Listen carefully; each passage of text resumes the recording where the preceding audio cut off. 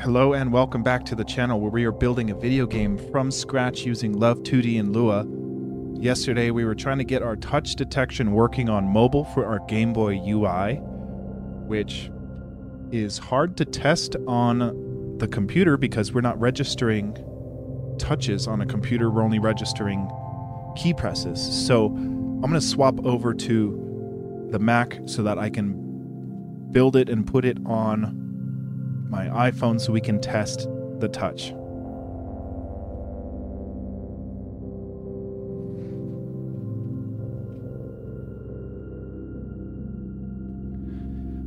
So this is how we do it. We have our repo here. All we have to do is make sure we're up to date, which I should be, and I fixed the bug from yesterday that I could not figure out. It was just one line of code. I'll show what that is, but we got it working because if we zip our file right here, we'll name it mobile.love, and then we'll go... This was totally wrong. We need to go to the right directory here. All right. So we run our zip9 mobile.love. That makes this mobile.love. We can put it on our phone just like that into our Love app that we built with Xcode. Oh. Yes, we want to replace. And then what I can do is load up our Love. Okay. All right, I know what to do. We've got to run Xcode so it knows how to build that. Let's get our Xcode up. Right? Katron, you jinxed it. We were good. There's so many things now I'm like trying to get ready. Got to make sure the mic's on, the Jimmy Cam, the chat bot, the multiple displays, PC and Mac, and then the mobile share. All this testing is just like a lot. So we'll make sure Xcode is running. Oh, come on.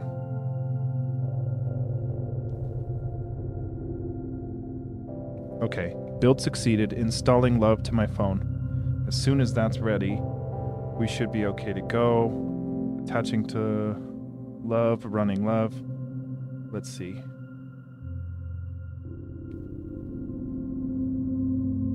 Okay, sweet. So let's try this again. All right, screen share. We've got Love game mobile.love here. And then we click. Dude, you're not going to get me with that, Kitchon. You're that guy. All right, so check this out. We're touching the screen. We see the touch. Now, the best part about this is we can do 2. Oh, yeah. So we got 2, we could even do 3 if we wanted. So we're tracking all our touches now. But the good thing is now, when we go over any collidable touch detection object, we're registering that it went on the button, right? So right now, all that we're doing is toggling that button to be pressed. So we haven't done the old, only become pressed if it's currently colliding with it. But this is the first step to make sure that we can do that. So ideally, we can test pressing left as well as, oh, I'm pressing A over here. So we can keep track of both of those things. So this will allow us multi-input detection for both walking and using the buttons, right? Because you could want to pause when you're walking, or you could want to cast a spell when you're walking, or you could want to hit a different fret while you're strumming some strings over here. So this is the kind of workflow I've got set up for testing the touch stuff. And then depending how today goes, we might end up building a deployment for the web and test that on our phone and see if the touch is working on the web deployment of the game, because then I can host the game on my website, and then everyone can play at home using the Game Boy deployment, and all they got to do is go to the website. So that's the dream. We'll see if we can pull it off. We're in a good state, a good starting point for today.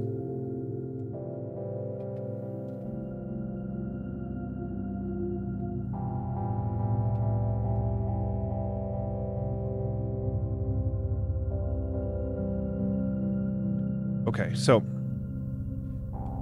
let's take a look at what I fixed yesterday that fixed our problem. It's really simple. We go into our touch detection class. All we did was we made sure we weren't modifying by our scale factor, because our push resize for our library is called push, that handles the resize of our screen, because depending on which mobile device you're on, it would go to a different resolution. So we have to translate the pushed resolution in order to be able to detect which pixel is being pressed where on what side screen. So we took it out. It looks simpler to read now. So our collides function takes in a touch and it returns either true or false if we're colliding with that touch. So now we just need to go to where we do our pressed function and just swap it to be true if we're currently colliding, swap it to false if we're not currently colliding. And it gets a little tricky, but we'll see how that gets tricky here as we try to implement it, because multiple touches is going to be the tricky part there.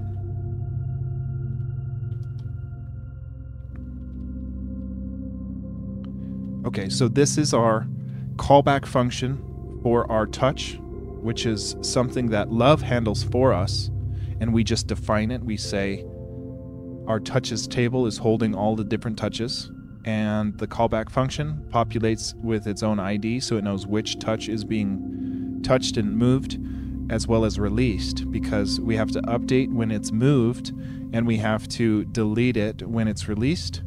And then here's that push resize I was talking about. This push to game method takes in an X and Y, and it spits out the translated X and Y depending on whatever it's resized to. So that's why we were able to get rid of our scale factor adjustment on our X and Y position for our touches, but now it just handles it how it should. So let's go find where we're doing the pressing to be equal to true, and it's just right here. We were having issues when we had the nested for loop, because for every touch, we need to check if any touch is colliding with any dpad option, and if any touch is currently colliding with it, set that touch detection object press field to be true, so that we know it's pressed. But we were getting, this is the tricky part here, is we were setting it to false if the current touch was not colliding with it, but that negates if, for example, the first touch ID was colliding, it would set it to true, and then it would ask if the second touch was colliding with that same D-pad, and it would say, oh, it's not colliding, so set it pressed to be false, which would overwrite the true, which it currently is because our first touch was touching it. If you guys can track with that, but that's what the issue is here. Is we need to check not if every consecutive press is colliding, but if any of the presses are colliding, set it to true, and then check only the buttons that aren't pressed, I guess, for any further collision. So that's where it becomes hard. I'm trying to wrap my head around what's the solution to that, because we could say, instead of toggling press to be true, all we do is increment a count on a field that we need to give it and say, okay, there's one thing that's pressing this. Don't switch pressed yet, just move on and see if any other ones are pressing it. And then we go through once and we say, for every touch that has a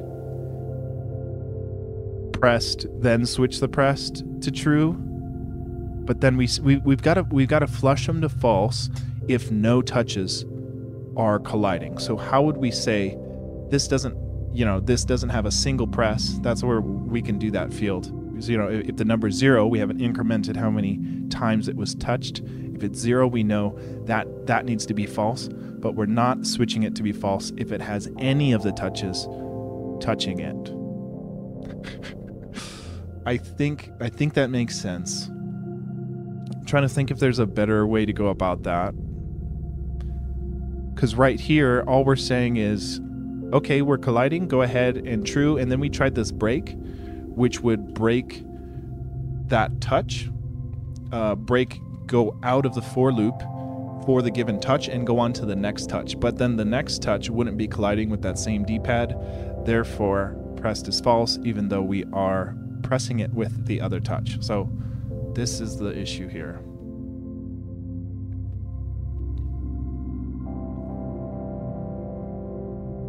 I think we're going to go with my only instinct with here, which is just to count how many times a thing was touched, and if it was touched any amount of times, that's when you flip pressed to be true. Hey, what's up, Norix? How's it going?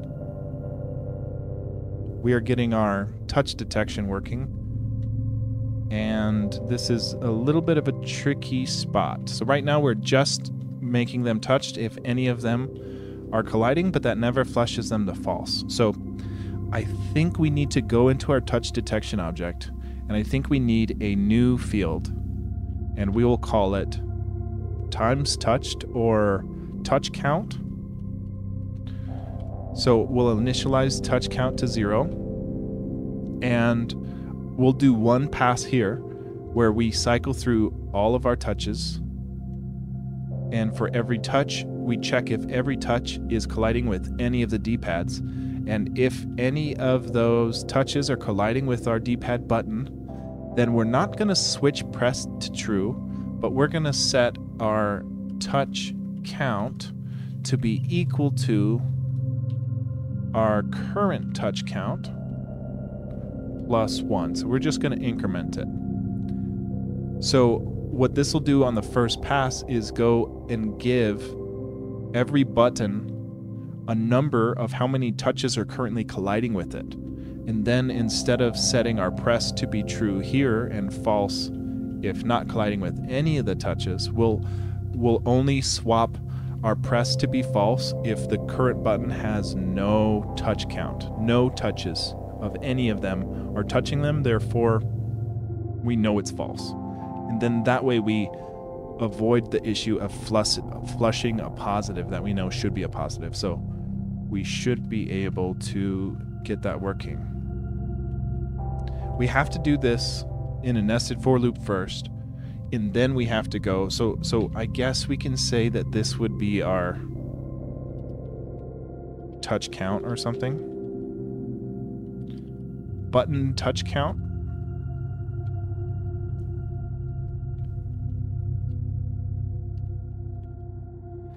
And then we need to go actually do our presses.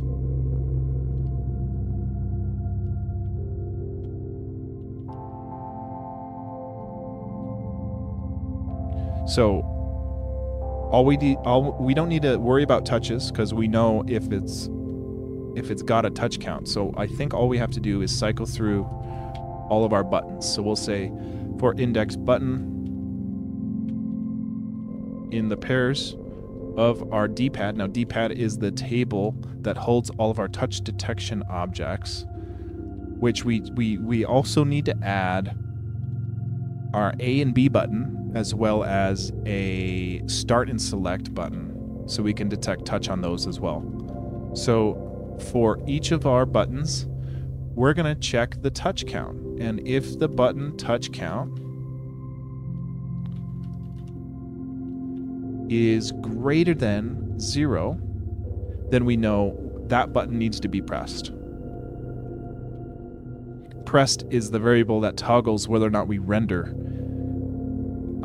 the button being pressed down. So like we're gonna have to rehaul our whole input system, but this is basically all this is gonna end up doing. It's not gonna move our character, right? If we detect a right on the D-pad, it's not moving our character, but it'll render the D-pad right down as if you're pressing it, just so that we can get some user feedback to be like, okay, I pressed A, I see that I pressed A. Then we'll rehaul our input system to take not because right now it's wired in at arrow keys, right? So if right is pressed, we move right, but we need if the right button is pressed, then move right.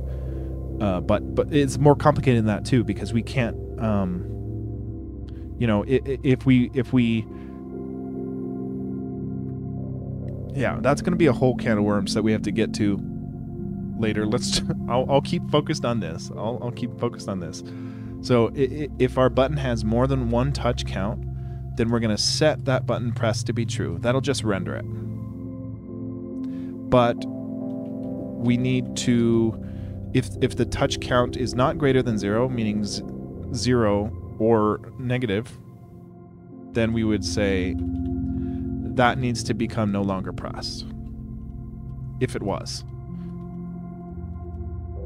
If it wasn't pressed, it would be reassigned to non-pressed. So maybe that's an area of optimization. But this should, if we did this right, we should be able to see the touches changing the color, and then once we no longer collide with it, it should flush it to not render it anymore. So let's do a commit here and test it on our touch device.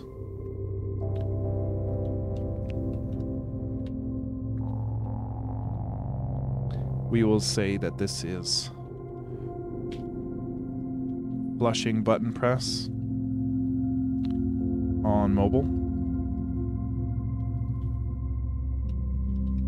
Okay, so we got that pushed. Let's switch over to the Mac.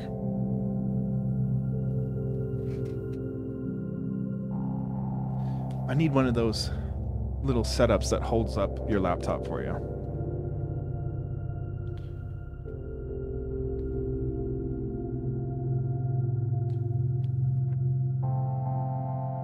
So all we do is pull our changes.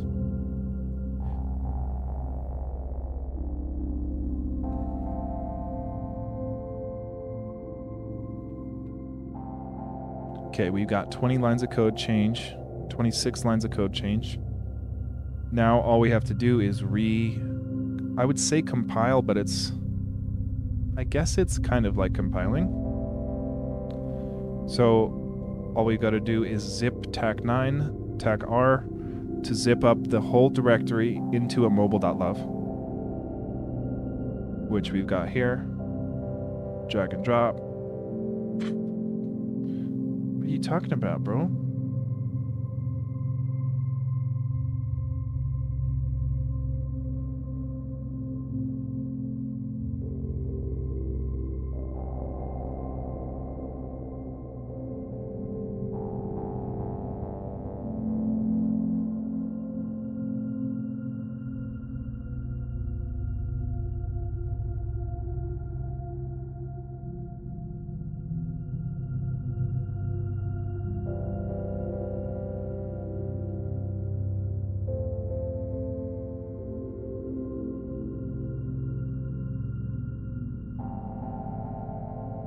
I don't know what I did wrong.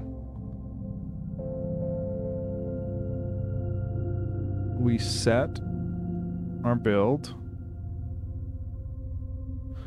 Build succeeded. Building running. I see it. I think we just need to refresh this.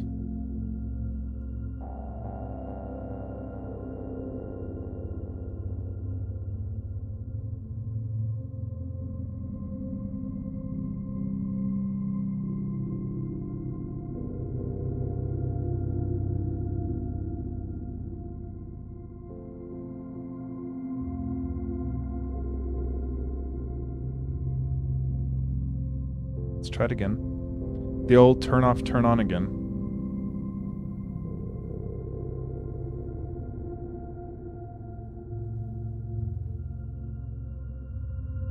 I am way overdue for a haircut.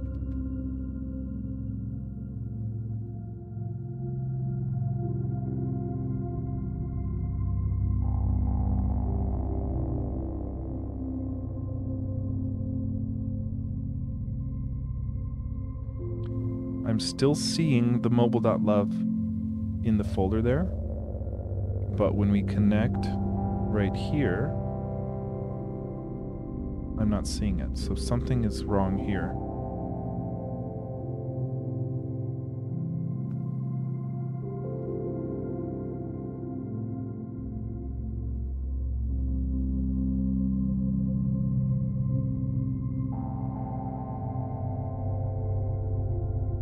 This was so smooth yesterday. Should have known it was too easy.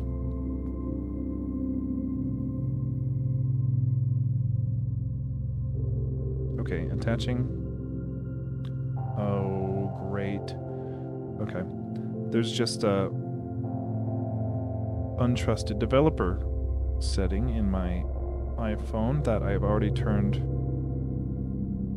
on.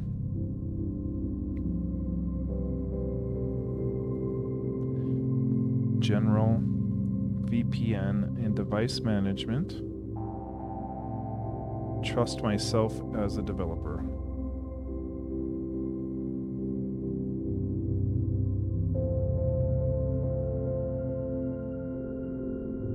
Okay. Now let's see.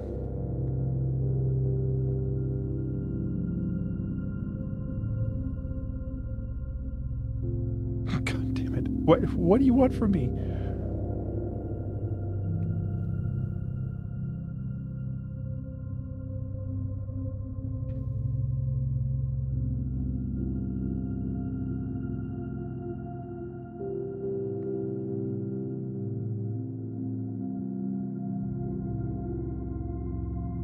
Okay, well.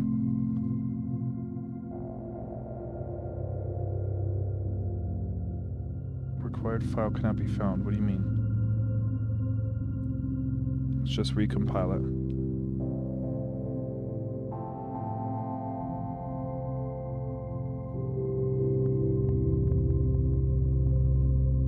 Son of a bitch.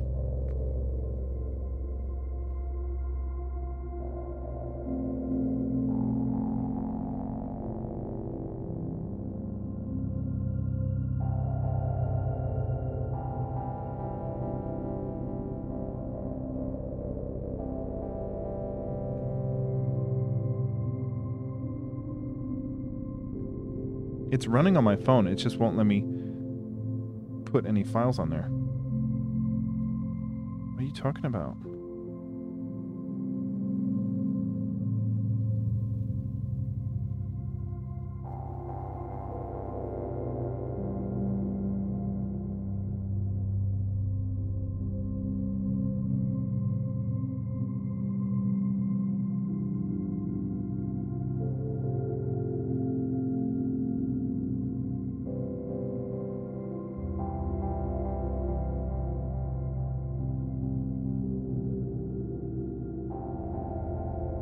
I didn't change anything in here. Hey, Prosto, what's up? A cup of electricity? Are you out? Dude, our mobile build is just not working all of a sudden.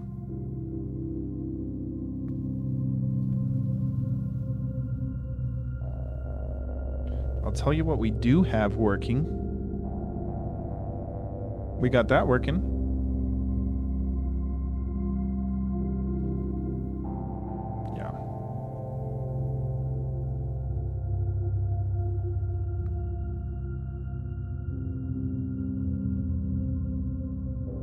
Shy of just turning off my computer and restarting my phone. I don't know what to do different. This is exactly what I was doing yesterday.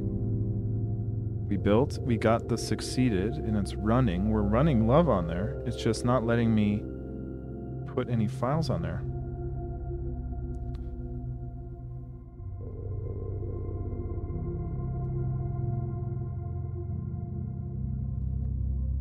Just reboot Finder and see.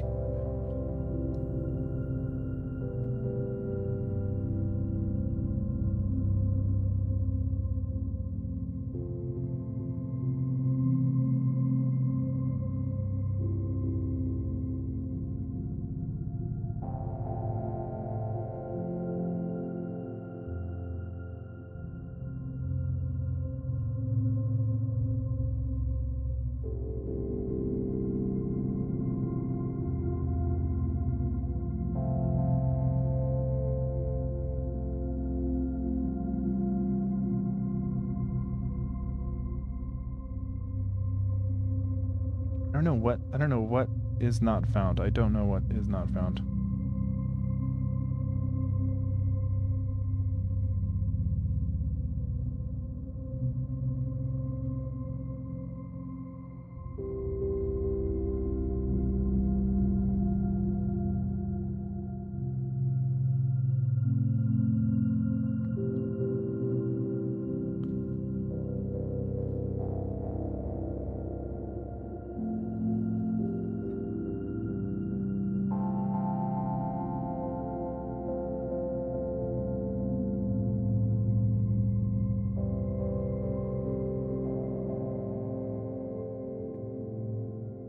Okay, I just had to unplug my phone and replug it in.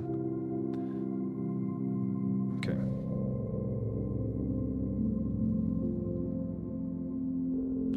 Sweet. Here we go. Test.love. Okay. Now, we didn't enable full screen to be true. And we're not flushing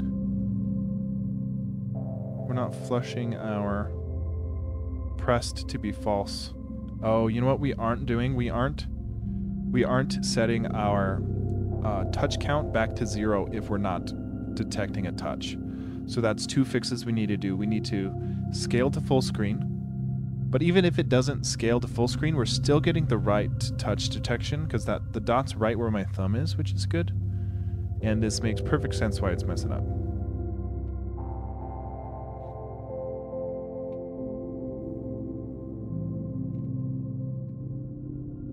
Okay. So we need to, if there is, we need to set our touch count to be 0 if no presses are colliding, right? But if not a single press is colliding. So I think we might need to, I don't know the best way to do this because the first loop is saying, okay, we'll count how many touches. But then it's like, we need to say, if at this point,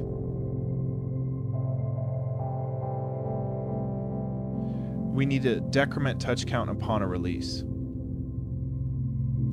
So if there is a release, then we need to go ahead and decrement the touch count for that given index. So if we check our touch released, this is our function here.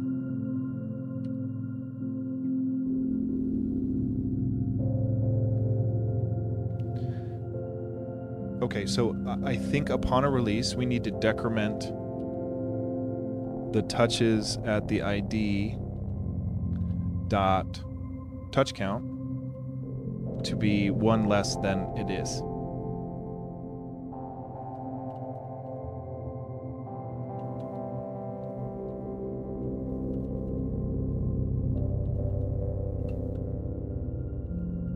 Just decrement it.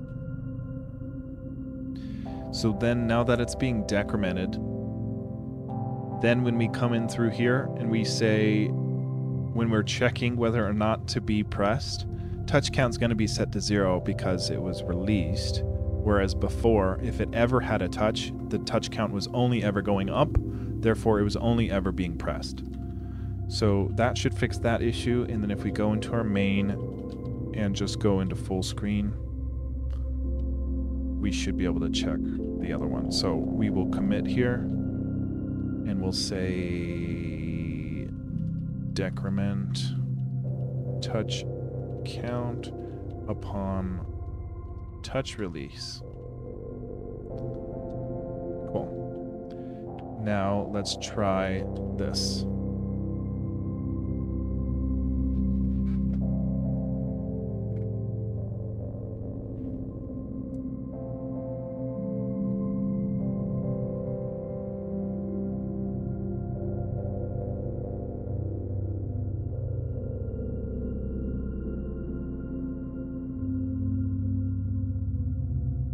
Get polar changes, we zip it.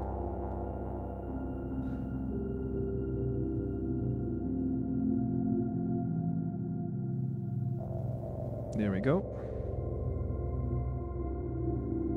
See, look how cool this is. 3 megabytes, the whole game with the game engine zipped.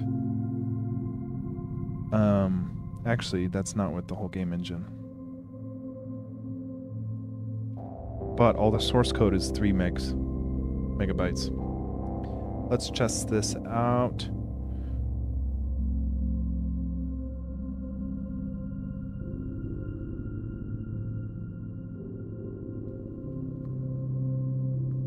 Okay. Oh, shit.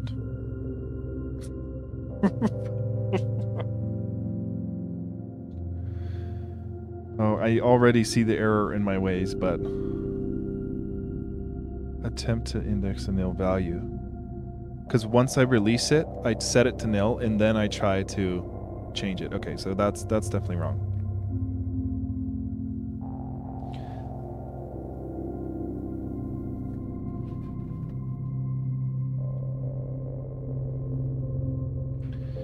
Yeah, it makes perfect sense because we try to index a nil value literally right upon a touch release, but it's not upon a touch release. We want to flush this before we nullify it, right?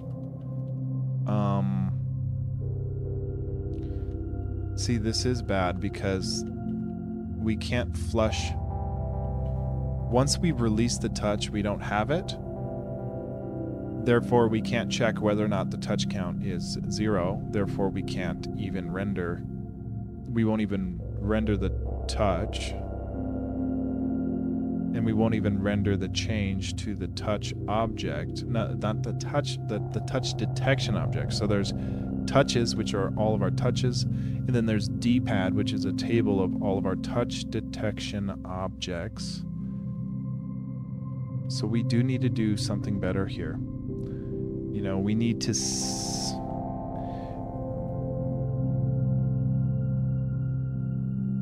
Yeah, it's tricky because we can't flush our press to be false if the touch isn't in the table anymore. Because we have nothing to check whether or not... how do we do this? The touch count is upon the button, not upon the touch. So it's almost like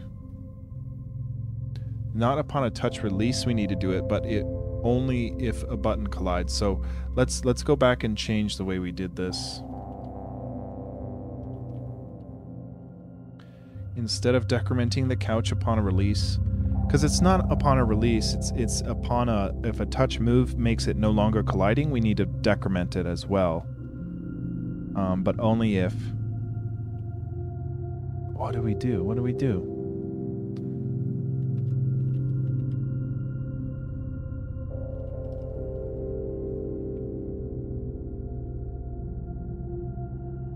This stuff all feels so simple in my head until I, you know, actually get it running, and then I'm like, oh yeah, there's that problem. Oh yeah, there's that problem. Oh yeah.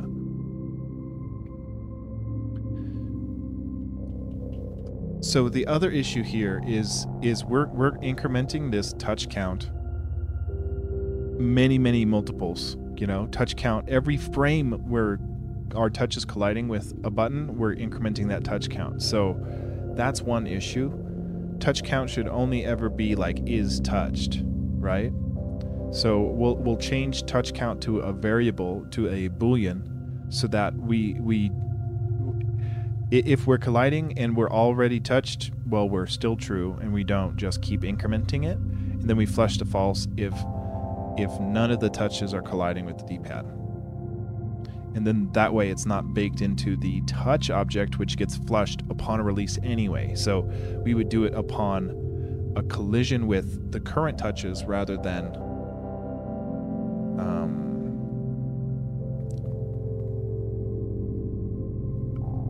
I think this will work. I think this will work. Let's switch this. So it won't be a integer here. It'll be a boolean. And we'll default touched to be false. Okay, and then if we collide with the touch, if any of our touches collide with any of our touch detection objects, then we're going to make sure that that button's touched is true. Yeah. What am I doing? Okay. Button touched. Cool. Then we need to toggle the press, right? So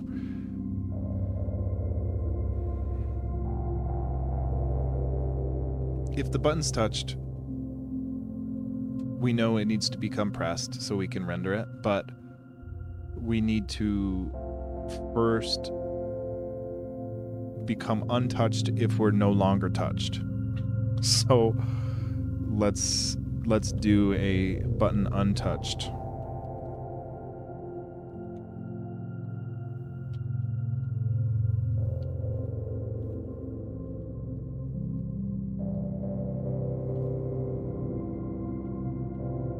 So we need to check if we're no longer colliding. This will only flush to false if the... This is getting a little unwieldy, I feel like, but we're going to cycle through. We have to cycle through all the touches to see if any of the touches are currently... maybe we could only cycle through the buttons that are touched, because we can't become untouched unless we're touched. So we're going to cycle through our collidable objects first, and we're going to say if the button itself is touched, then we check for collision, constant collision. And then we would need to cycle through, if you know, for all the buttons that are touched, we need to cycle through the current touches and see if we're no longer colliding with it. And we would just become false if we are not. See, this is the same issue, because a certain touch...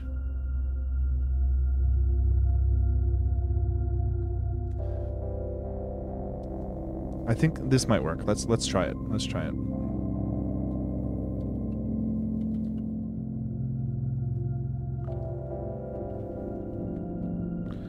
So if our button's already touched, then we're going to cycle through currently touched buttons and see...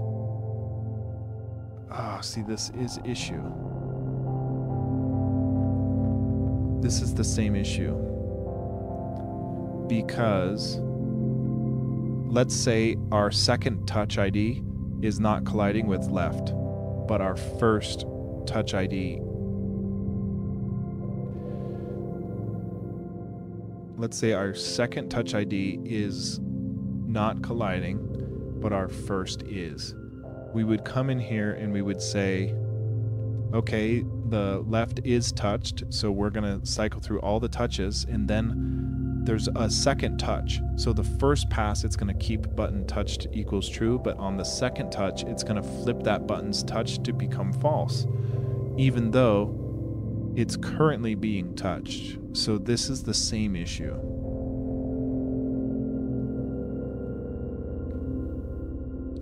Yeah, we really do get that K touch in there.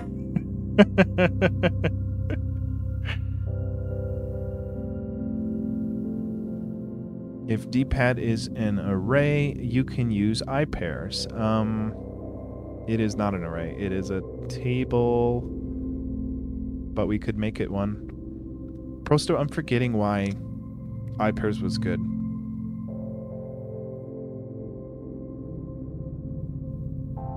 Because you could do the indexing.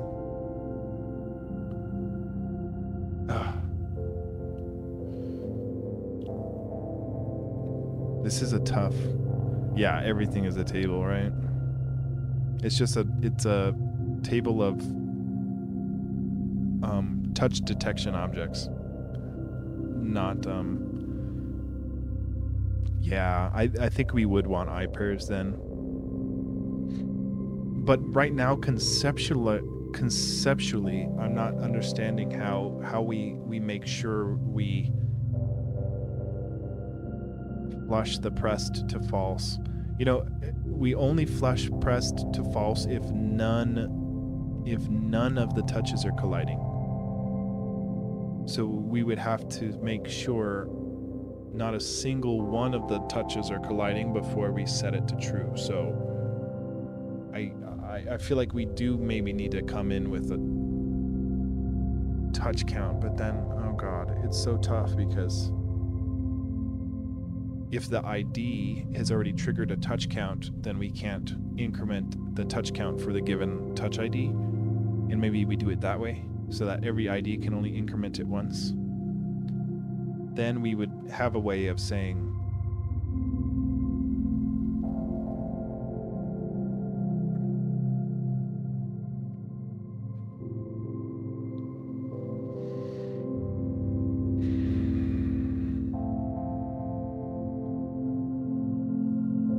yeah, how would we do that?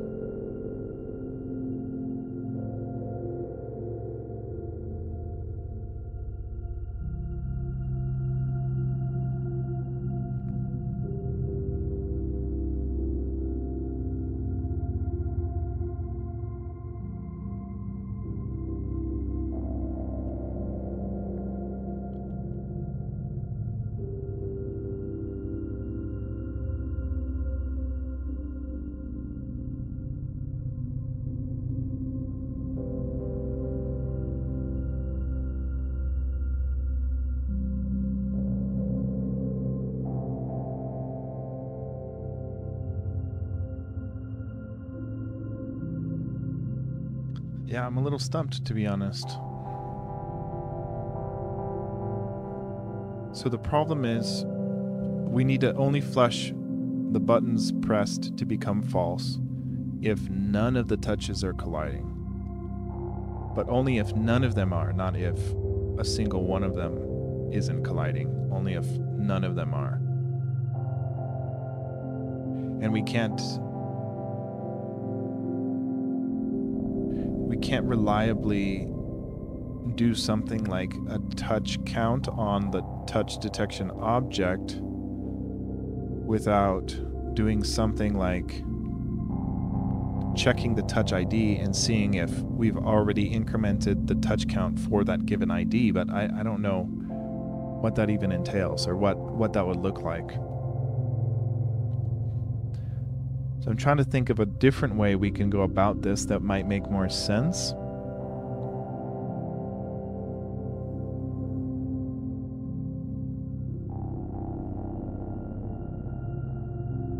All we have to do is cycle through all of our touch detection objects, and if any touch is colliding, pressed. And then that's the hard part, if no touches are colliding, unpressed.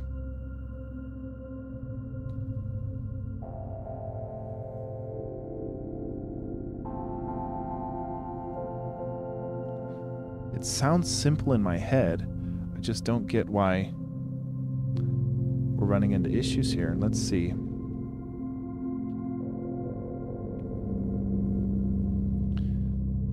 Let's try it again. And we'll cycle through. What do we cycle through first? Our touches or our D-pad? I guess it makes sense to cycle through our D-pad.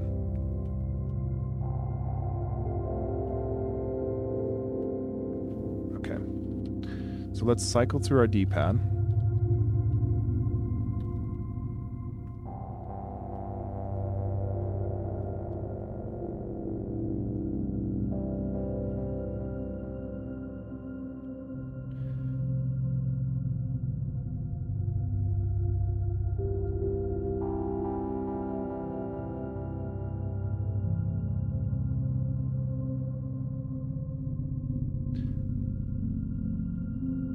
Okay, for every D-pad object,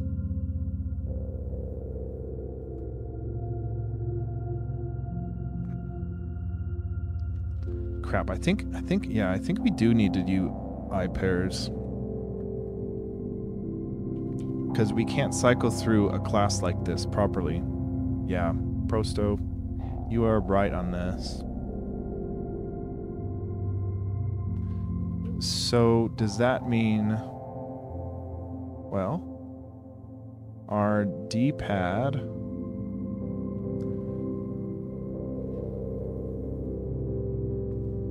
we just this is so gross.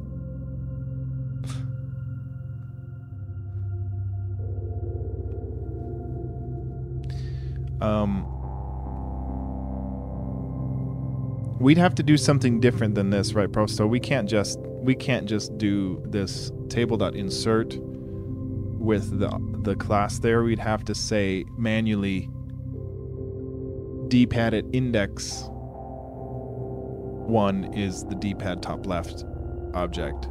Something like that, right? Gosh, this is gross. I mean, it's really gross that this is in our main.lua still, but I'm just trying to figure it out first.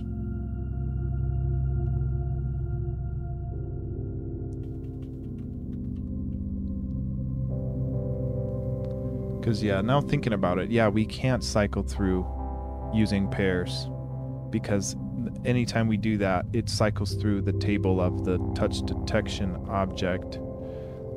I'm trying to remember, because Prosto, you helped us out figure this iPairs out elsewhere, so I'm wondering how we did that. How do we populate our iPairs?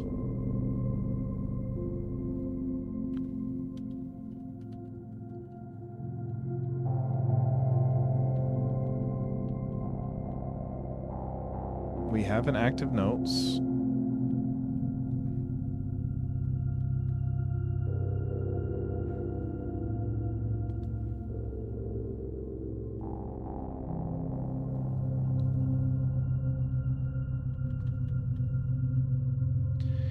Okay, so we are table.inserting a thing into there. Okay, so we might be able to get away with this.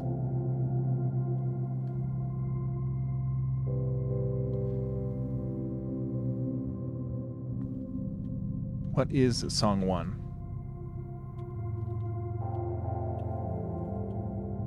Song 1 is the array. Okay. So that's what we need to do. We need to make a dpad. Yeah, we need to turn it into an array with the class instantiations as the indices so that we can use iPairs, and pairs func will return all key value pairs in random order. Yeah. We need to do iPairs. Yeah, we got to do iPairs. You're right, Prosto. Yeah, we've got to format it like we did this, so that we can do iPairs, because I should have picked up on that sooner.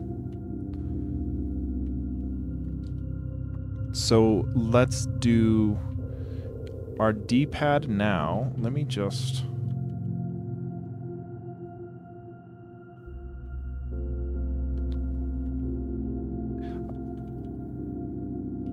Our dpad now is going to be a table of tables, like everything, but we need to do our touch detection objects here. So we'll do this. Yeah. So we have to do this where we put the table bracket here, and then the touch detection object here, separated by commas, and then we can use iPairs. Touch detection, that's jacked up. This? Okay. Okay, something like that. Yeah, we put... Let's check our song 1, actually. Okay, no, it is... We can put... Wait, what the... Okay, yeah, this... Okay, this is a weird example, because this is, there's multiple notes in a given index, but the... Yeah, we need to make sure every index just has one touch detection object, and it's inside a curly brace, and then the class instantiation. So it should be inside a curly brace and then the class instantiation. Okay, so hopefully if we have this, and maybe we test just dpad 1 at the moment so that we don't build this out and then have it break and then be confused and sad. So dpad, if we go into dpad index 1, we can access this touch detection object, and that means if we have multiple touch detection objects in our dpad, we can use iPairs to cycle through the actual objects instead of just cycle through the tables, like Proso said, the random key value pair in the object, which is just weird and not what we want. So let's try to get this working just for dpad. What is it? What is the dpad we took? Dpad top left. Okay. So all we have is the top left dpad. Okay.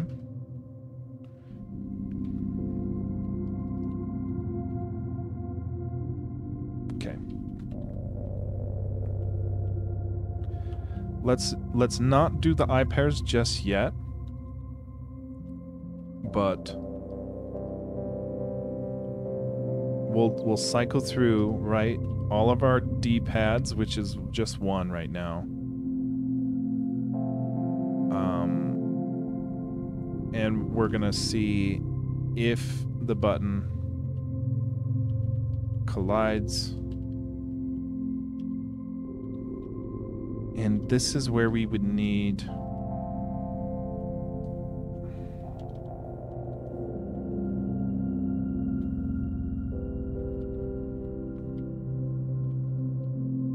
we need to cycle through all of our touches, but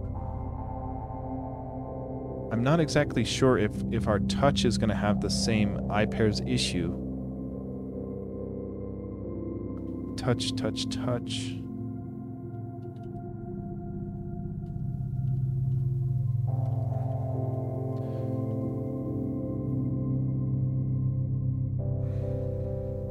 Touches is an array, right? Because we have, yeah, it is an array because we're doing it with the square brackets. So I think we're okay there.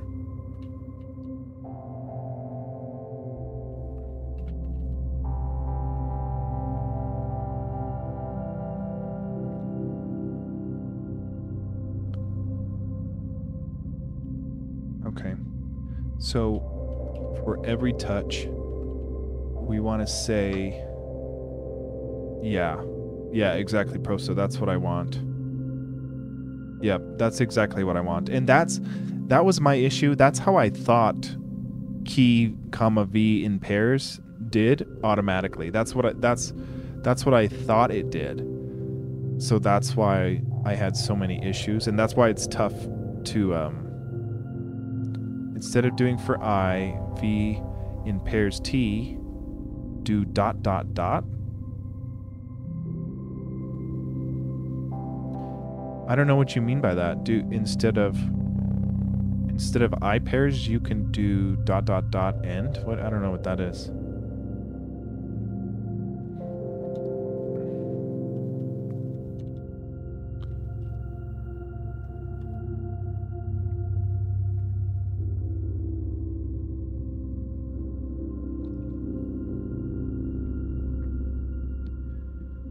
Do something with T at index I instead of doing IV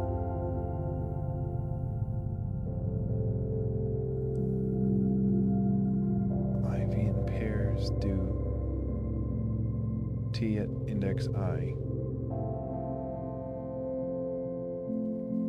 I guess I'm not, like, that's how to manipulate one thing, right? Not necessarily all the things.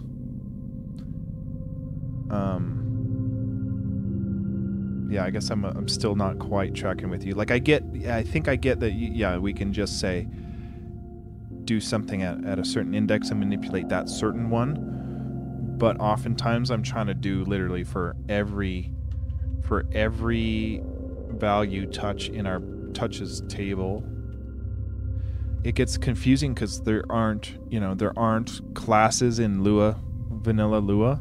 So I'm using a class like library to give us that kind of stuff, and that I was just not so sure how that worked. Okay, this one we don't want anymore. But basically we want the button to be pressed if any of the touches are colliding with our touch detection object. We want that button to be pressed. So if any of them collides, then we're pressed, which that's the easy part. What's the hard part is to become unpressed only if all of them are not colliding. So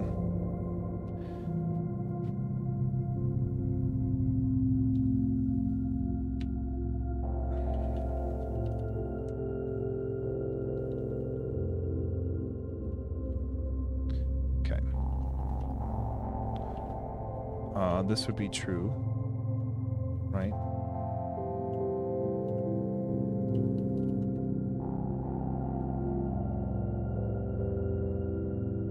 Okay. So we need a way to say if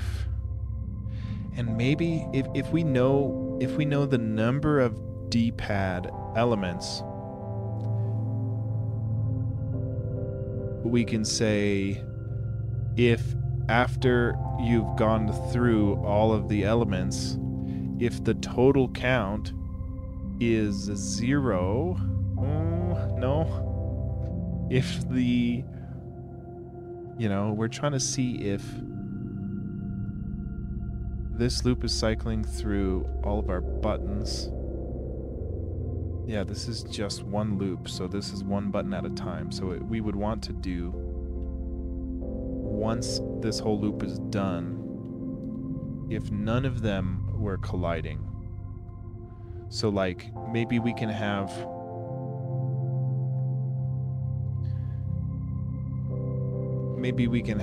a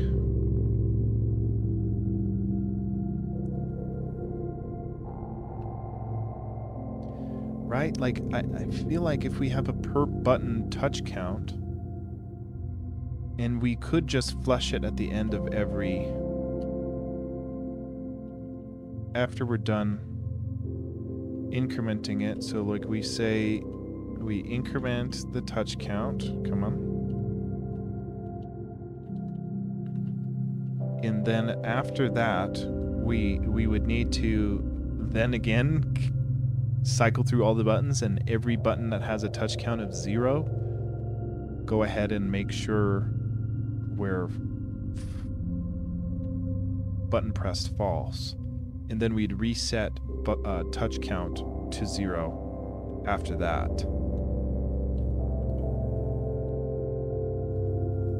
Is that right?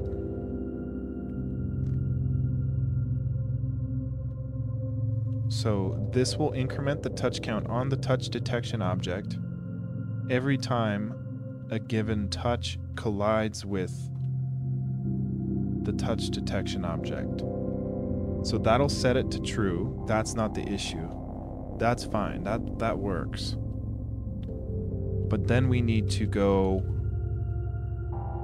and set it to false if this touch count remains 0 by the time this is done. If touch count is still 0, that means that the button did not collide with any of the touches.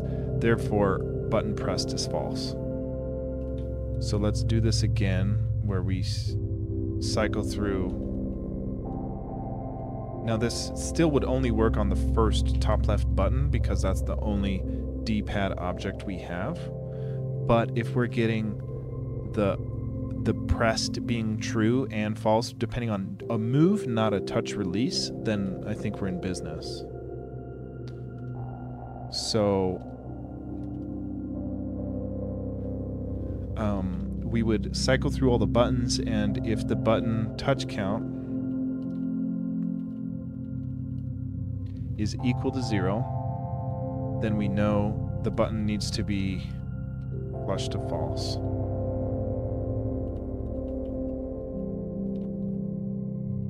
And then also, every button after we check its touch count, we need to, you know, like if touch count is not 0, then it needs to become 0, right? Because, oh, no, shit. Okay, if the button wasn't touched, it's no longer pressed. But we do need to set touch count back to 0 for each button to reset it. Well, then what the hell are we doing? The touch count is only to check whether or not we need to flush it. And then I guess after we've seen, you know, if touch count is 0, there was no touches, go ahead and the button is no longer pressed. Then we can say button dot touch count is reset to 0 for each of the button. Therefore, we can get, because I think this might work, because like I guess why would we need to flush this back to 0, right? We need to flush it to 0 because it needs to be, let's say a button was pressed, it gets incremented here, and then it was pressed, therefore it was not equal to 0, so we wouldn't swap it to false. It would be then a positive 1. You know, it would be a touch count of 1. So if we didn't include this line, then the next time we would increase, then the next time if we're not colliding, touch count would still be 1 because we didn't flush it. Then we wouldn't switch it to be false because touch count would not be equal to 0. So we do need this. We do need to swap it to 0 at the end here. I think this can work. So the button is pressed if any of the touches collides with, oh shit. No, we need to cycle through our touches that we're not doing here.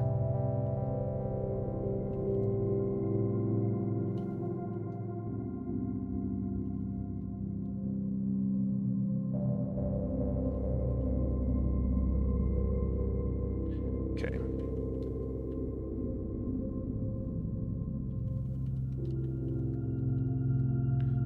Oh shit. Okay. Okay, we cycle through all our touches.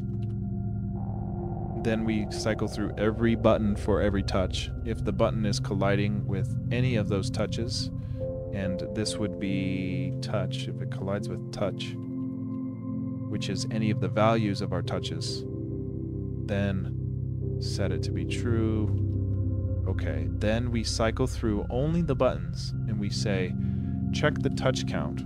If we didn't touch on the last frame, then go ahead and set us to be no longer pressed. Yeah.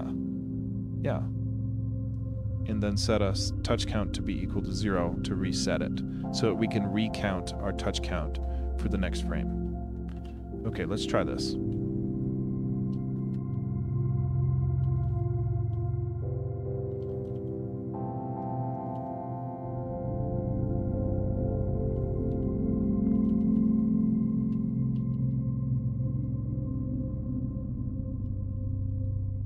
All right, yep, let's try it.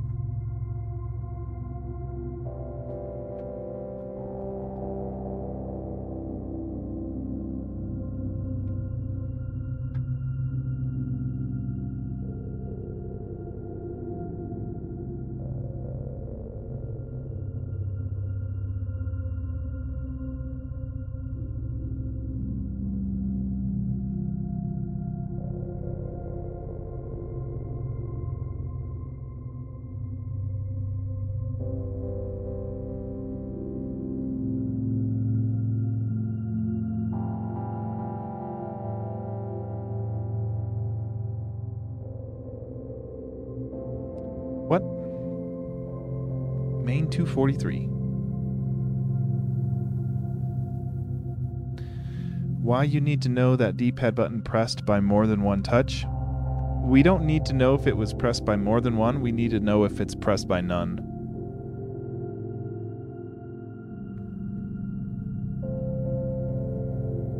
By none of the touches. 243. What is that 243?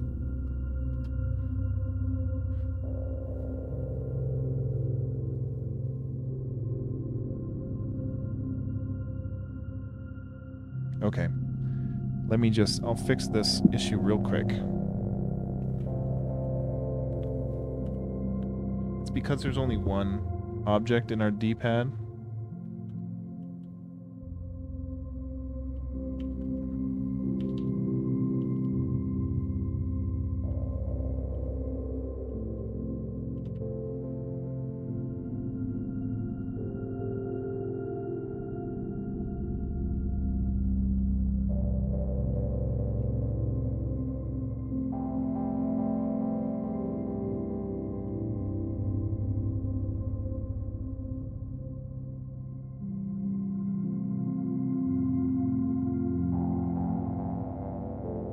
Okay, let's try this again.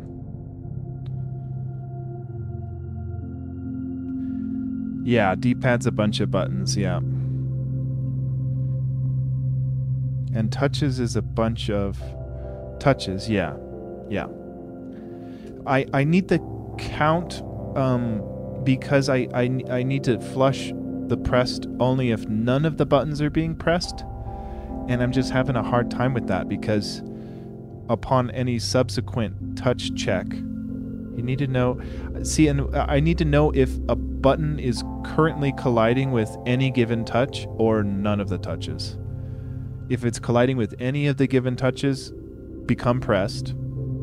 If it's not colliding, only if it's not colliding with any of the touches, become false. So that's what I'm trying to do.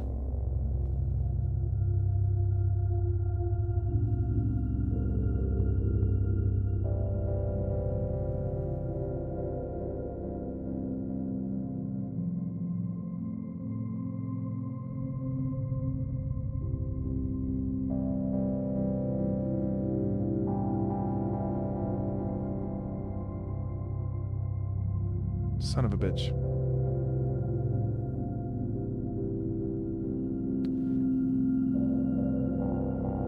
If a touch is colliding with two buttons, none of them should be pressed. Technically, both of them would be pressed, I guess. Because, like, yeah, if a touch is hitting both of them, like, let's say you're hitting... If you touch right in between A and B, I guess... I don't know. I guess that's up to us. I don't know.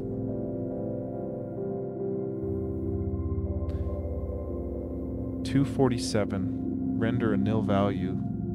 I think that's the line we just changed. 247. Yeah. D-pad 1 render. We should be able to render a touch detection object. We must have messed up populating our D-pad with a touch detection object. I still can't figure out... Oh, here, let me switch.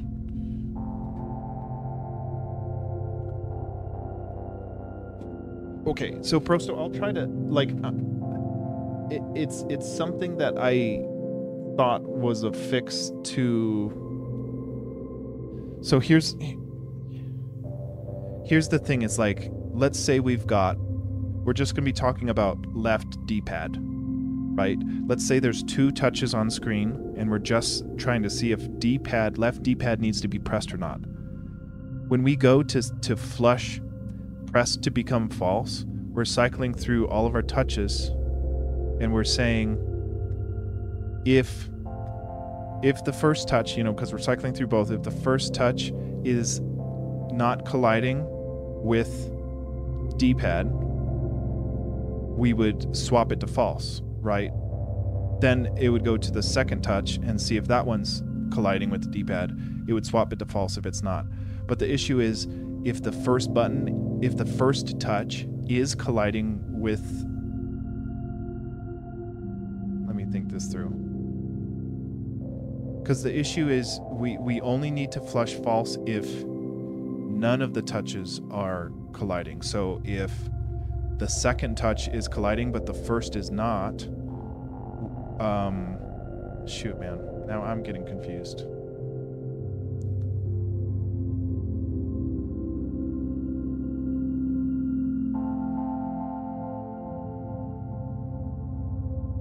Let's walk it through. Well, now dpad isn't working. Let's take off the array dpad. Well, no, we need this. We need this. Shit, man. Well, we have I can't even render the dpad object without that crash. So if we try to run this, we crash on 247. And 247 is this render. We're trying to render the first touch detection object in the table there. Why we are able to render, this is what we were doing before. This was working.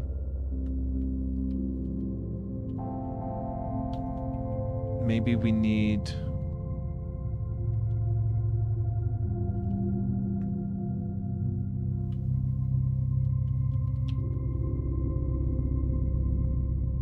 man, if we put it in a table like this, we're able to index it, right? So we don't crash there, but if we go to the dpad render and we tried, oh god,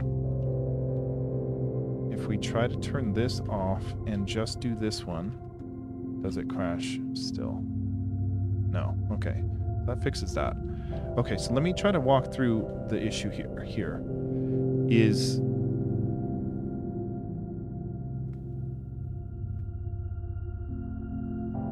yeah, we need to become unpressed if no touches are colliding with the current button. And the issue is we can't just say, when we cycle through the buttons to see if, let's see if I still have the old one right here. This is what we used to be doing. We used to be saying, cycle through all of our buttons, then cycle through all of our touches. If we're colliding with the button, become pressed. And then here's like the issue where you say, okay, well, that touch isn't colliding with the button, so become unpressed. But we need to only become unpressed if none of the touches are colliding. So my thought was to count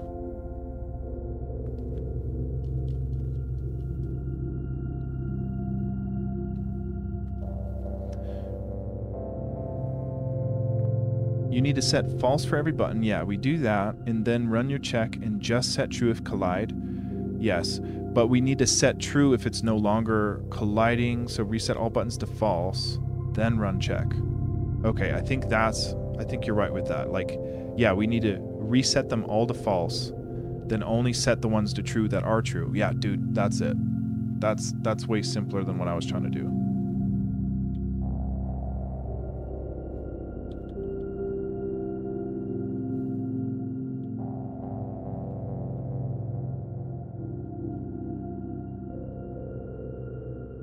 So we cycle through the touch. Yeah, not this crap.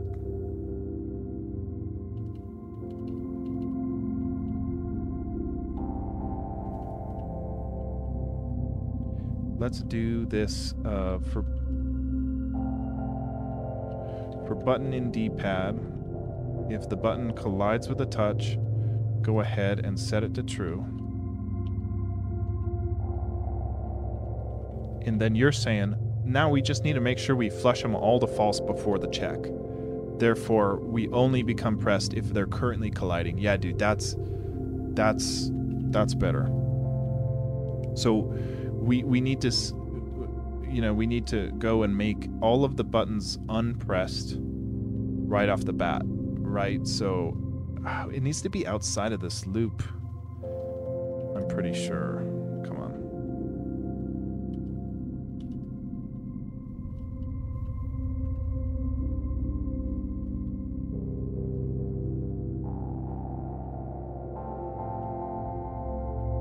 And then we just need to flush them all. Button.pressed is false. So we reset them all to false, and we only set them to true if they're currently colliding. That's exactly right, Prosto. That's a better way of doing it. Let's try this.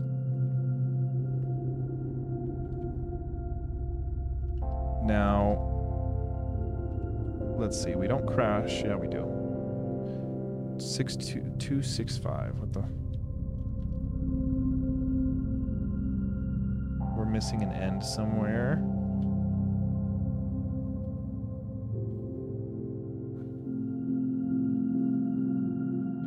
Right here.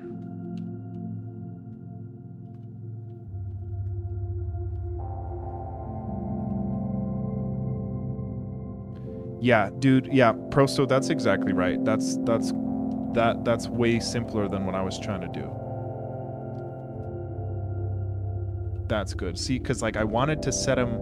It's not like my brain was stuck in. We need to set it back to false only if there's no current detections. But before we check for detection, we can just flush them all and only set them to true. Yeah, dude, that's a good way to do it. So we'll try that. We'll say we'll add. This is the Prosto hotfix. And then we'll push. Let's test it.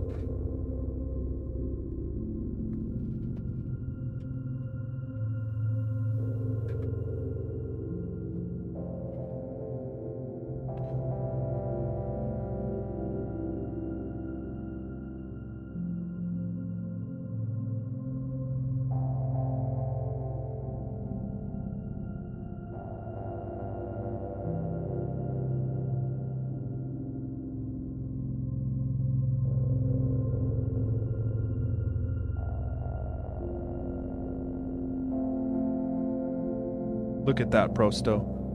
Look at you, brilliant man. That's it.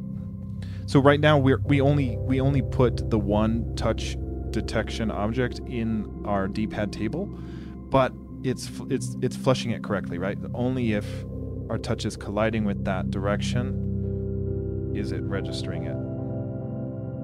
That's it, Prosto. So now we just need to update our dpad object to have all of our touch detection objects, and then hopefully our render with that array syntax. You know what? Let's try it the old way and see if the iPairs gives us, or the lack of iPairs gives us any issues. Because one thing I think is kind of gross is to put all of those touch detection objects into one array. It was just like, well, I guess we could format it prettier in the code. Well, we'll see. Let's try it.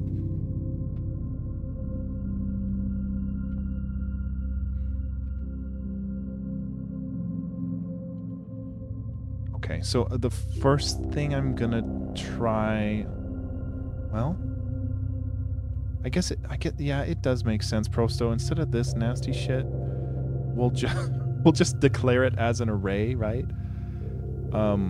So the issue is, if we want the second touch detection object to be in the array, do we have to put...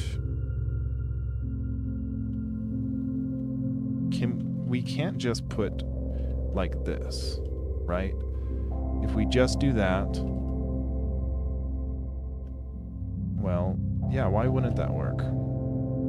Yeah, we only had to do the curly braces on the other method because we had multiple nodes in a given song at once, so I think that was throwing me off. But that dpad at index 2 should be this touch detection object now. And if we wanted to make it prettier, we can, you know, align it like this. Yeah. Okay, that's a lot prettier, right? Because by the time we have a whole list of them, it would be declared here. Oh, but we are assigning names to them. Shit.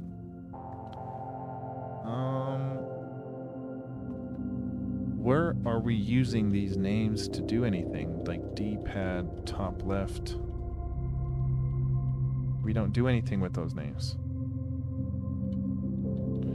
Because we just, okay, well, let's see if the top 2 buttons are working after this.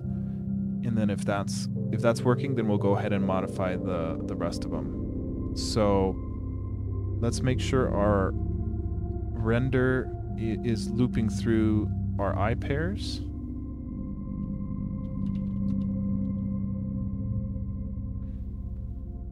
Yeah, we are not. So we need to do the old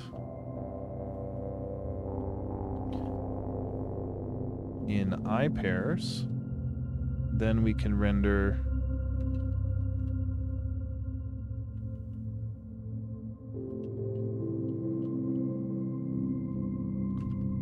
each one. No, this is wrong.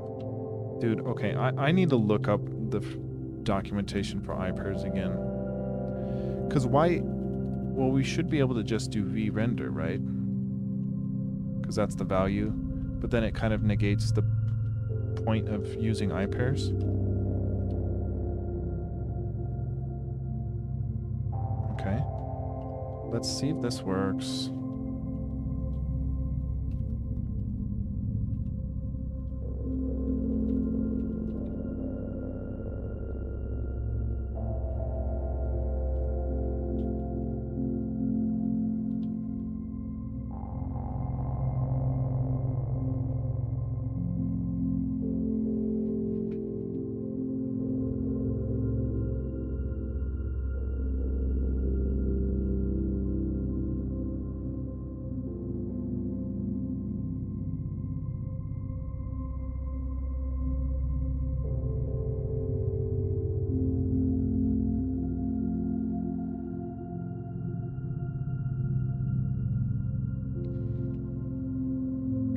All right, let's give it a shot.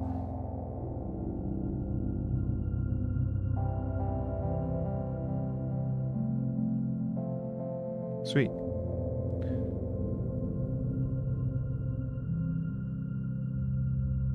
Okay. Awesome.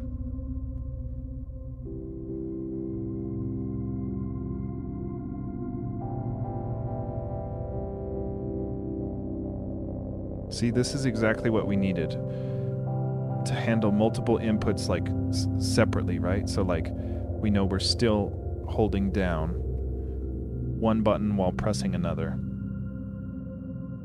This, oh, there we go. Okay, I think it's working. Sweet.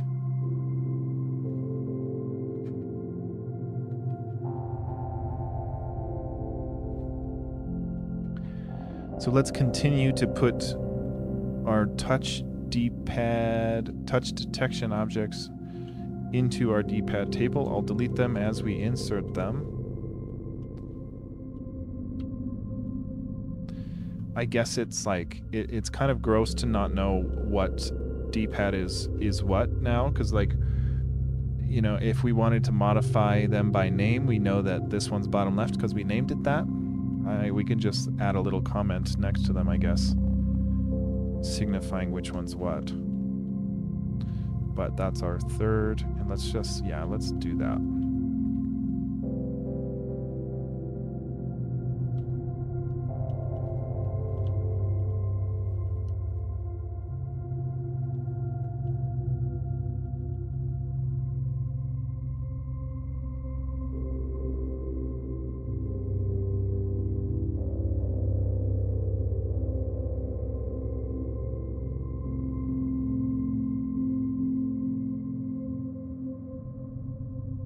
It's some kind of common pattern, but I don't think it has any name.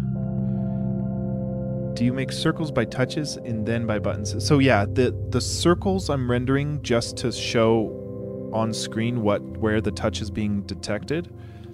And then the button pressed will be replaced. It won't show the color, but it'll show a certain, you know, I made little sprites to be like, you know, if the A button is pressed, it turns a darker red so that it shows you that it's being pushed down. Same with the D-pads, it gets darker so that it looks like it's being pressed. That way, I think there's going to be a mode in the game where if you want to toggle the Game Boy UI on desktop, you can turn it on, and then when you do WASD, it'll show the D-pads being pressed as if you're touching it, but you're looking at it on a desktop. So you're saying if you make the first circle by button and inner circle by touch, then you can set button to true and break circle. Sorry, dude, I don't know what that means. If you make the first circle by button and inner circle by touch, because if one touch is enough, why check other touches? Yeah, I mean, I don't think... So you're trying to say... Yeah, you're trying to do some, like, optimization stuff in there, right? Like, if the button is touching multiple, then you don't need to check the other touches because it's already pressed, sort of deal? Yeah, I think... That's one thing I'm trying to figure out the balance of. It's like, I don't know how smart I should be trying to do things or just trying to get it to work. So I just don't know the answer to that. Because doing things smarter would help me progress as a developer, but also I'm trying to just ship this game. And I feel like I'm behind schedule already. This is D-pad bottom. D-pad... Oh, wait. So top right... Oh, shit. I already messed this up. Top right is the one we just did. Okay. So this is left. Okay, I think we're okay.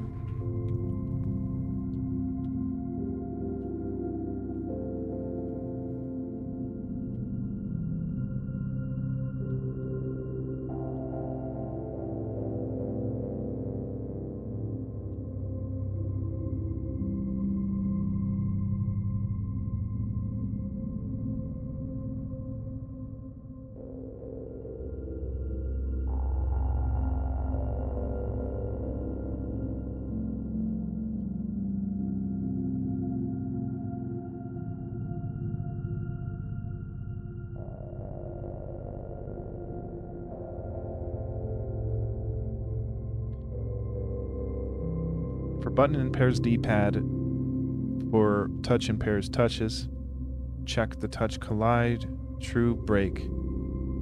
Yeah, okay, so yeah, if it's touched, we don't need to check the other touches, yeah, because it's already touched, so like it's not going to change shit, so why would we check it? Yeah, I'm with you, that's good. That's one thing I need to get better at, is using brakes. I tried to do it last time and failed, but... shit, this is right. Okay.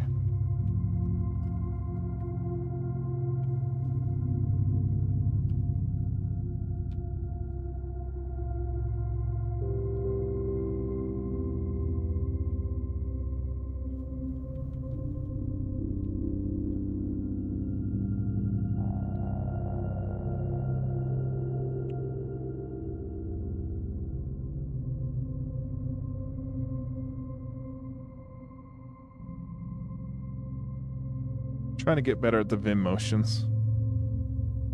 Okay, we forgot a comma. Man. Okay. Comma.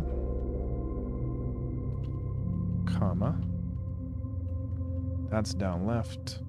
The next one is bottom, so down.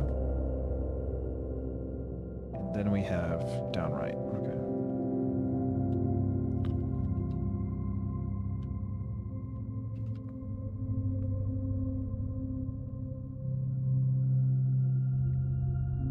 Okay. Really, Lua? I didn't know Lua had go-tos.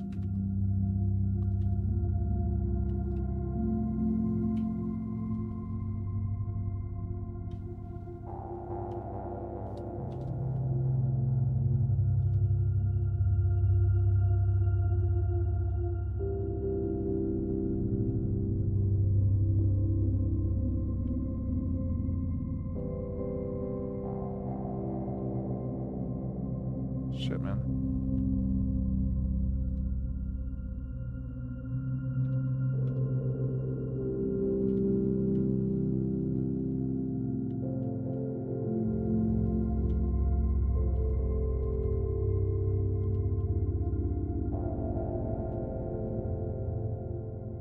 Yo, I did not know that, Proso. : label name, and then go to label name. That's cool. Yeah, I did not know that. There's a programming game I play that uses some go-tos. That's my only experience with that. But it's like a low-level assembly language computer programming game, made up assembly language. But that is cool. Okay, so we should have 3, 4, 5, 6, 7, 8 directions. Yeah, it is cool. It's really challenging, but I feel like it does teach me different, different ways of programming, so it is cool. Okay, so we have all of our touch detection objects in the dpad now. So now if we build this, we should be checking each one. Should be okay.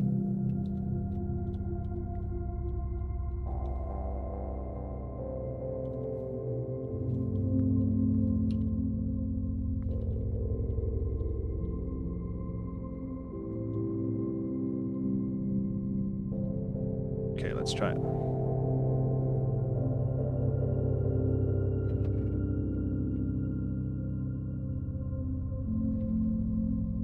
Yeah, so there's something special about Lua, right? Like once you use it, you're kind of like, well, at least I was like, this is actually really cool. It's simple, but the fact that, I just love that I'm porting the game onto my iPhone right now, and it's easy. Like, I love that. I can build it for Linux, Mac, Windows, Android, iPhone. It's awesome. Yeah, and because it's a good language, yeah. I do like it. I like it.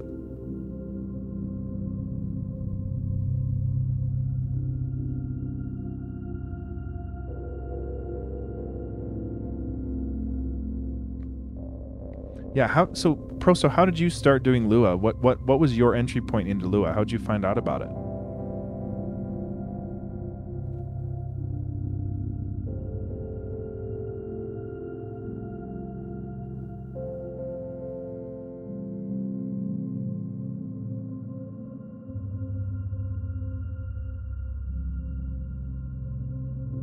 Look at that.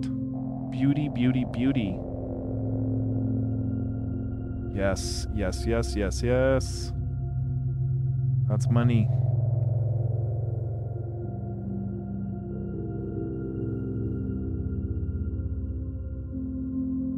Oh, this is awesome. This makes me happy.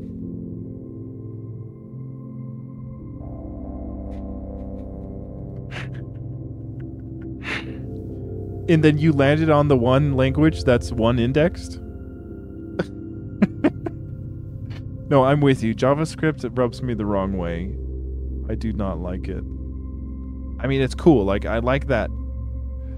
I like that sometimes you're like, this should not work, and then you're like, oh, thank God it works. I can stop looking at JavaScript now.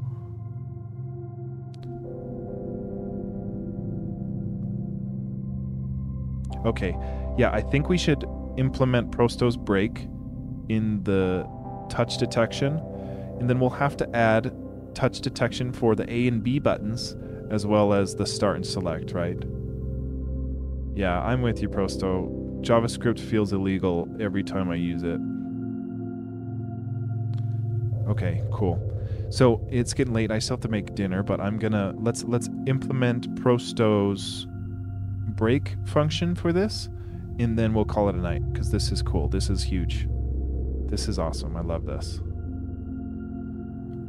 One thing we lose with this, though, now we can't trigger this based on a click detection with the mouse, but we shouldn't be able to. We really shouldn't, because this is... well, no. Okay, so, and then I guess the issue is, and you know what, maybe we can try this. Let's try this deployed onto a website and see if the mobile version registers these touch inputs. I think that's a good thing to test. So let's do that. So I'll show you guys how I use this framework, Love.js framework by David O'Bot, I think. How to compile it onto the internet so that I can host it and have people play online. So let's try to do it. It's we need this love file, and we'll take it and we'll copy it, and we'll go into our Love.js is what it's called, Love.js, and we'll go put it into right here. We have a Love.js folder. So we'll put the build right there, and then we'll go into that build. So we've got the mobile.love, and this is how easy it is. We run Love.js, we give it the .love, and then we give it a name. So we'll call it Tashio new. We'll call it Tashio there. It made this folder.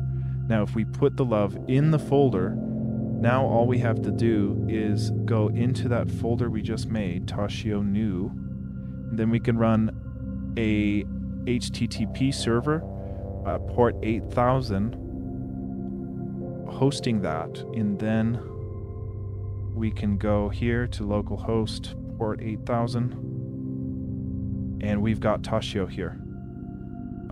The full screen is messing it up, I think. And it's not registering the touch because we're not on the click detection. So let's try to, we messed up there. Before we compiled that, we should have taken full screen off. And then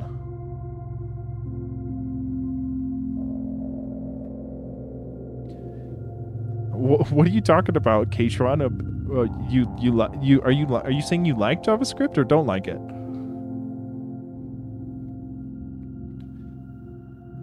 Like you said relationship, but not. Yeah. Dude, there's a whole bunch of crazy stuff with it. When I was in boot camp, they showed like a video of how weird it was, like some of the random quirks it has, and no one could guess any of the answers because it just doesn't make any sense. Okay, so what we need to do is we need to recompile without the full screen, and then we'll test. So let's go into our repo. We'll modify our main so that we are not full screen anymore. And we'll recompile it here. Let's zip it into the file. Now we'll need to delete that, but we'll go pull the new one right here.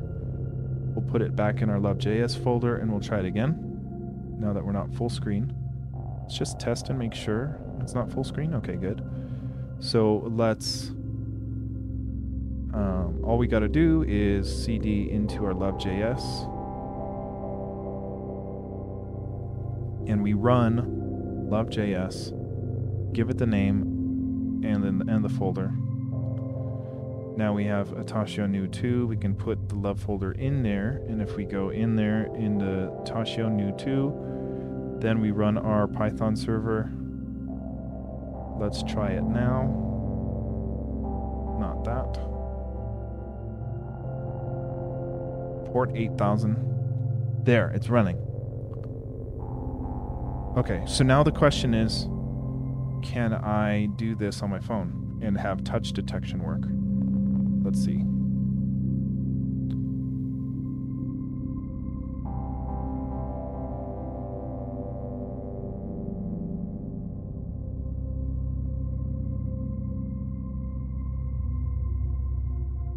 Wow, okay, let me screen share. So check this out. This is running on my phone on the web here on the local port 8000. And if we had this working better, wow, look at that. It's running on the web with touch working and multiple input touch working. So I should, in theory, I haven't tried this yet. I haven't tried to deploy a Love.js app onto a website, but this is running locally on the web, so it should be possible to put this on my website and have you all be able to play the builds and everything. This is really cool. I'll have to try this on a couple different devices.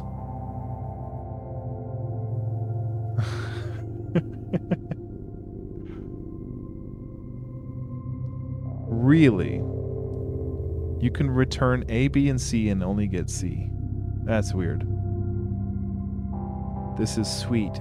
Okay, so we'd have to, you know, the tricky thing about the web development one is that I can't get the full screen thing to work. So like full screen doesn't work on desktop or mobile, so we'd have to get rid of this button and everything. But then we'd have to choose, I guess we'd have to play around with the deployment virtual size, because, you know, we can't see everything on the screen here and we can't even scroll properly.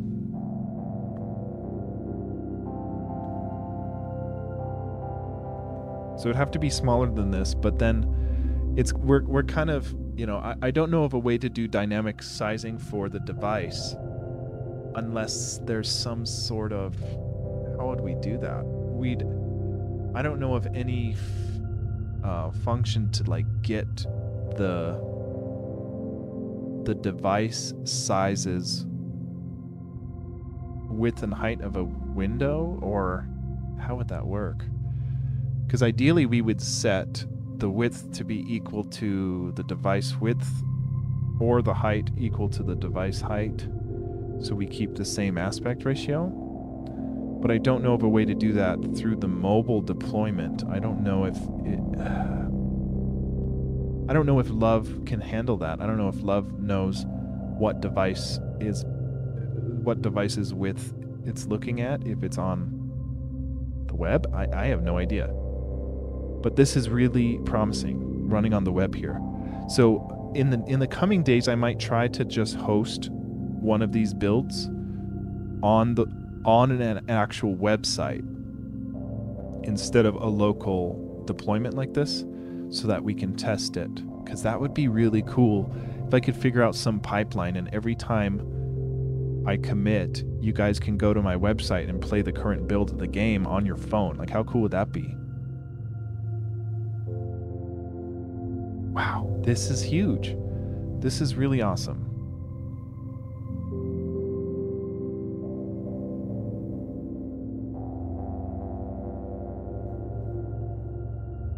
Sweet.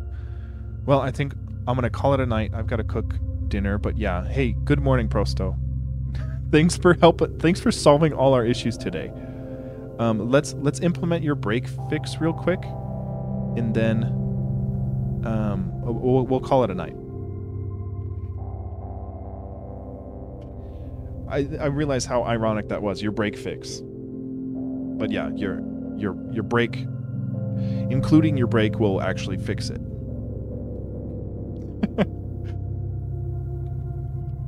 Oh, here.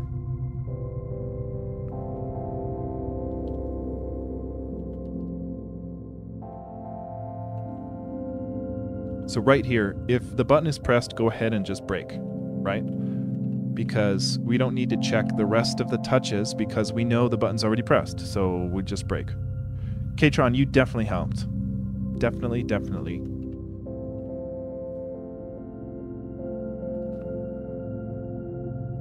Yeah, time to wake up, Prosto. Good morning. Okay, I think this is okay. I guess, you know, we don't... I'll commit with main unpushed to full screen, and then we'll just call it a night. This is huge. So coming up next, and I'm house sitting for a friend, so I'll be programming at her house instead. So I'm going to be bringing my Mac laptop or desktop to her place. So we might be doing just pixel art for that 10 days when I'm over there, or we might be rehauling our input system so that we can move our character based on the touch detection. Shoot, man. That's crazy to hear, Prosto. Yeah, I hope you stay safe out there, dude.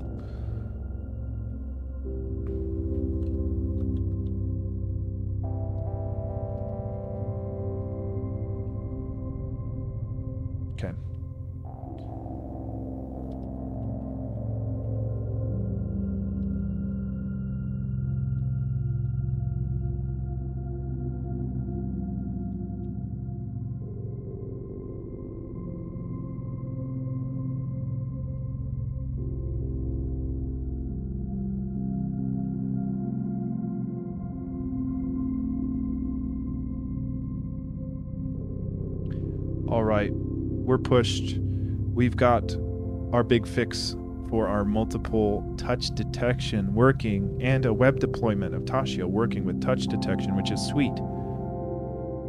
In the coming days, I'll probably try testing if we can get the device dimensions so that we can set our virtual or our window width to be equal to the device's width, so that when you load it on your phone, it sets an appropriate size on the web deployment. I don't know if that's possible, but that would be really cool, because then we don't have to have it shrink and make it work on the smallest of possible devices, because then if you're on a big phone or a tablet, it would still be too tiny. So hopefully we can get that working, and then we'll test if we can get the actual deployment pushed to my website, and then y'all can actually play the game while the stream's going on if you wanted it to, you know, like just the fact that anyone can go onto the website and play it with touch detection would be really sweet. So I'm excited about that. I will look for someone to raid here.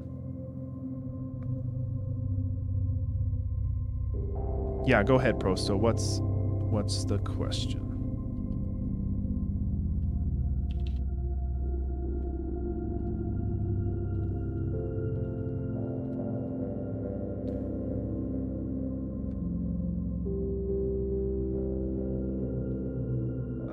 What mean Tashio? Yeah, Tashio is the guy's name. There is a meaning. I'm gonna butcher it because I came up with it a while ago, but basically it's you know, it's inspired by Link's Awakening, and the one of the morals or the themes of the game is about like learning how to see, basically. So Tashio is a play on a Latin word for awakening. I forget what the word was, but it wasn't Tashio, but it was like something close to that, and then I just tweaked it a bit to be Tashio. And then Tempo as like a sort of last name, but also Tempo as in like music, because there's a music element to the game. So I thought Tashio Tempo was just a decent title to just run with, right? So like, didn't want to spend too much time thinking about the